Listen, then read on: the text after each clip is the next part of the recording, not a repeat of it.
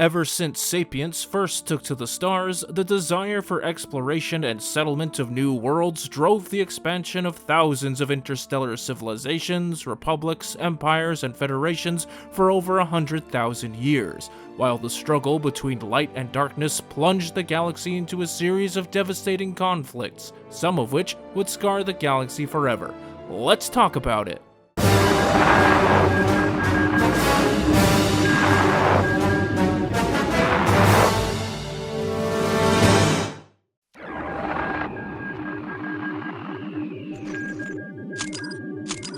Yar. Greetings, I am Tad Larkin, the lore master of Manda-LORE, and today I'll be digging through the archives to elaborate on the overall history of the galaxy.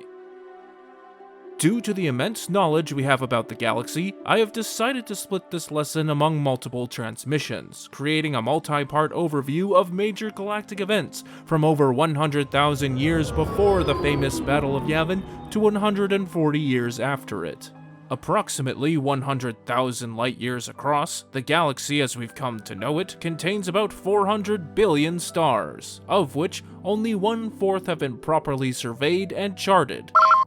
Space within the galaxy is divided into 7 regions. At the very densely packed center of the galaxy, we have the deep core, then the core surrounding it. Outward from there is the colonies, then the inner rim, the expansion region, the mid-rim, and the outer rim with the still largely unexplored areas of wild space and the unknown regions. Thousands of hyperlanes crisscross the galaxy. These are charted corridors which are deemed safe for ships to travel through a parallel dimension called hyperspace at faster than light speeds. Of these hyperlanes, there are 5 major super-hyper routes that form the backbone of galactic commerce, and include the Perlemian Trade Route, the Corellian Run, the Corellian Trade Spine, the Hydean Way, and the Rima Trade Route. Time within galactic society for most of its history is generally measured in reference to Galactic Standard Time, which uses Coruscant's local solar cycle as its base, consisting of 368 standard days, which are comprised of 24 standard hours each. Hundreds of galactic calendars have been used by interstellar nations throughout galactic history, not to mention the hundreds of thousands of local calendars used by inhabitants of individual planets. But the galactic standard calendar that I will be using throughout this overview, as well as really all of my transmissions, is the New Republic calendar, which uses the Battle of Yavin as its epoch, with years preceding the battle using the suffix BBY, while events after use ABY. At this point, you have enough information on generic galactic astrography as well as a basic understanding of how the galaxy works, so without wasting further time, let's get into it. Long before the beginning of recorded history, a mysterious race of beings we know simply as the Celestials, sometimes called the Architects or the Ancient Masters, held sway over the fate of the galaxy, and we believe these omnipotent beings still exerted some sort of control on the galaxy by 100,000 BBY, and had influenced the rise and fall of countless species and civilizations before their disappearance in 30,000 BBY. One such species, the insectoid Kilix, once native to the core world of Alderaan before their disappearance around the same time as the Celestials, helped them build a massive tractor beam projector, Center Point Station, with which the Celestials are believed to have brought together the 5 worlds of the Corellia star system. Using Center Point Station or similar devices such as the Cosmic Turbine, the Celestials are also believed to have created similar anomalies, such as the Maw Black Hole Cluster, the Cathal Rift, the Voltar System, the Hapes Cluster, and the Kron Cluster, among numerous others. In the Outer Rim, the Sharu species began expanding their territory in the Rafa system, and even made it as far coreward as Aragao. However, celestial meddling caused them to flee in fear, and as their borders receded, their cities crumbled, and their societal advancements reverted to a primitive state for their own protection.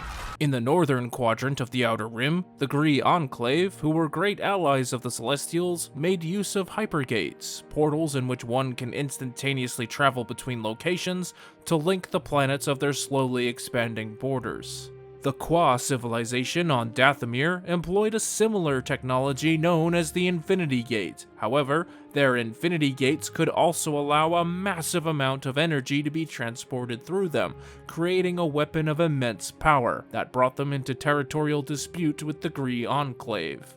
A combination of celestial meddling and nearly being wiped out by the Rakatan Infinite Empire, more on them in a bit, catapulted the Qua civilization into a steep decline, and the Qua themselves have since devolved into the Qui lizards of Dathomir we know today. The hyper-intelligent Kalumai of the core world of Columbus were one of the first species to achieve interstellar flight, and upon discovering the worlds of Duro and Coruscant, they were disappointed that the Duros and human civilizations were relatively primitive compared to theirs, so they returned to Columbus unsatisfied. As for the aforementioned human species, it is believed that humans originated from the core world of Notron, or modern-day Coruscant. However, there's absolutely no evidence to suggest that they actually evolved there. We, in truth, don't really know where humans come from. All we have is early historical mentionings of the 13 nations of Zel, who fought in a fierce war with the Tong over the fate of Notron.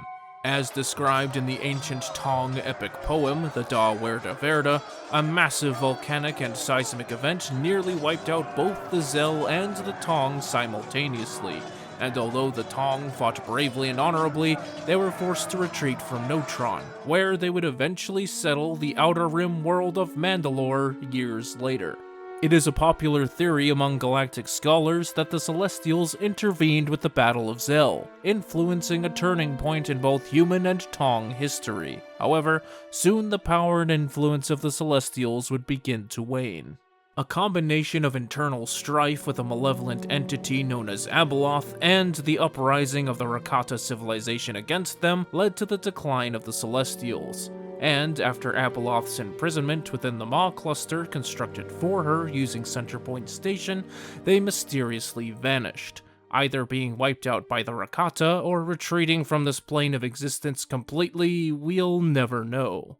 Now victorious in the wake of the power vacuum left by the Celestials, the Rakata of the Outer Rim world of Rakata Prime, modern-day Lihon, adopted a militant expansionist policy. Perhaps one of the greatest achievements of the Rakata was their invention of the hyperdrive, with which, through their attunement with the mystical energy field known as the Force, allowed them to enter, travel through, and exit hyperspace, thus traversing great distances.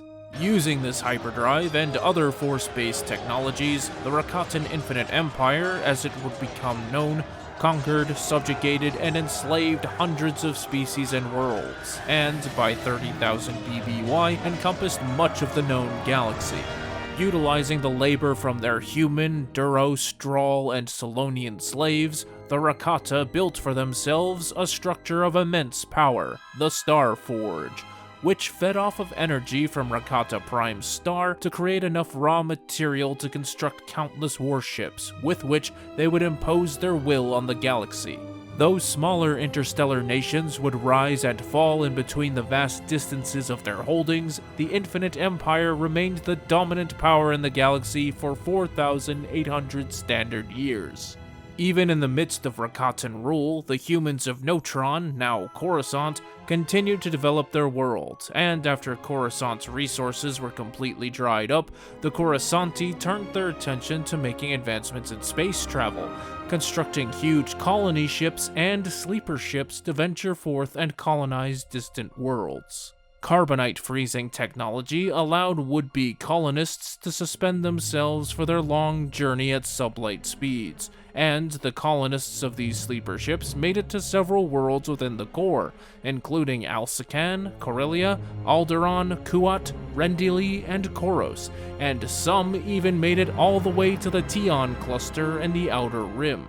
Attempting to resolve the conundrum of faster-than-light travel, both the humans of colonized Corellia and their neighbors, the Duros, developed a network of hyperspace cannons, which would basically hyper-accelerate a vessel to launch it into and through hyperspace.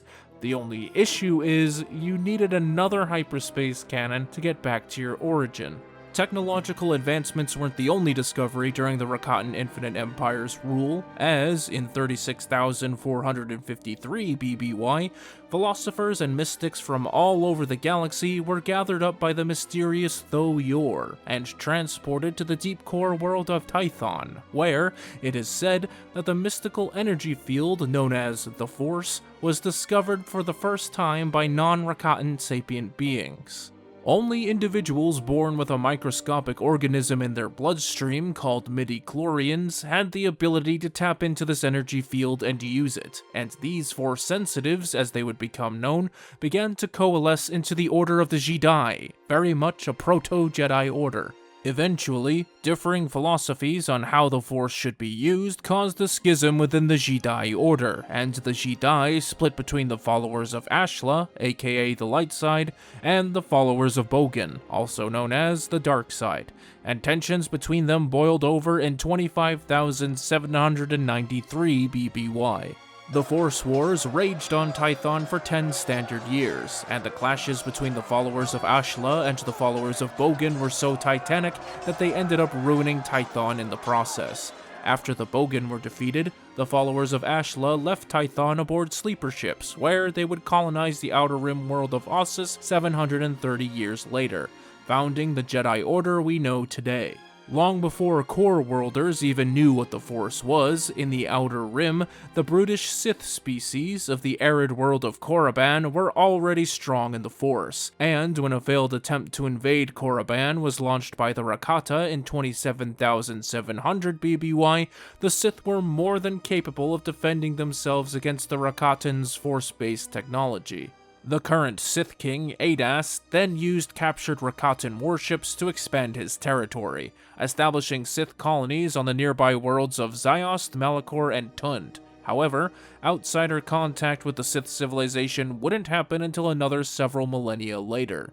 The Rakatan Infinite Empire wouldn't enjoy dominance over the galaxy forever, as around 25,200 BBY, a nasty plague that affected only the Rakata wiped out billions of their species, and those who survived the plague had their ability to use the Force severely diminished. With the Rakata weakened, their subjects saw their opportunity and soon revolted. That, combined with a civil war on Rakata Prime, reduced the Infinite Empire's holdings to a mere swath of star systems in the galactic southwestern quadrant. The Infinite Empire proved to be rather temporary, despite its impressive almost 5,000-year reign. Remnants of the Rakatan's stranglehold on the galaxy are still visible today, as on the mid-rim world of Kashyyyk, Rakatan experimentation caused much of the world's ecosystem to hyper-accelerate in growth, resulting in the massive Roshir trees that the native Wookiees call home today. The Outer Rim world of Tatooine was once a pristine tropical paradise before the native Kamanga revolted against their Rakatan masters, who subsequently bombarded the planet's surface until it was nothing but glass, resulting in the arid world and its fierce Tusken Raider inhabitants that modern Tatooinians are familiar with.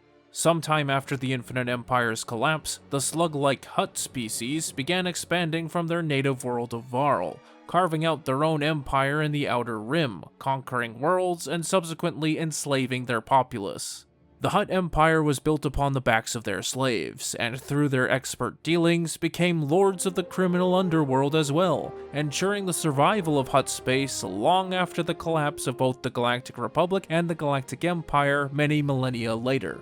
However, the Hutts weren't completely unchallenged in the Outer Rim, as in the Tion cluster, King Zur VIII, descended from the human colonists who came to Tion on the sleeper ships I mentioned earlier, began to expand his kingdom, and by his death in 25,130 BBY, the kingdom of Kron had encompassed much of the Tion cluster.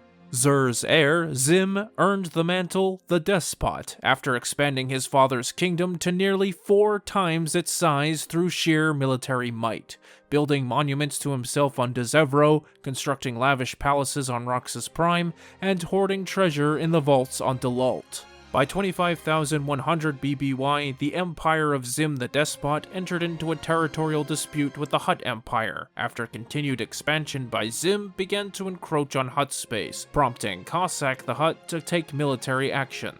Cossack managed to lure Zim into 3 decisive battles on the contested world of Vontor, where Zim's war droid slugged it out with the Klatooinian and Nikto slave armies of the Hutts, and despite being sure of himself, Zim lost the 3rd Battle of Vontor, and was subsequently captured by Cossack and paraded through the streets of Varl in chains. By 25,000 BBY, Corellian scientists and engineers finally managed to successfully replicate and improve upon the Rakatan hyperdrive for non-force sensitives, allowing for vast distances to be traversed within mere days rather than a year's transit time offered by sleeper ships and generation ships. Trade and transit between core worlds was now much easier, and the idea of a democratic union of planets was soon put forth. The planets of Coruscant, Corellia, Duro, Alsakan, Kuat, and Alderaan became some of the core founding members of the Galactic Republic, and through exploration and diplomacy would expand their borders, taking new member systems into its fold. That, however, is a subject for another transmission.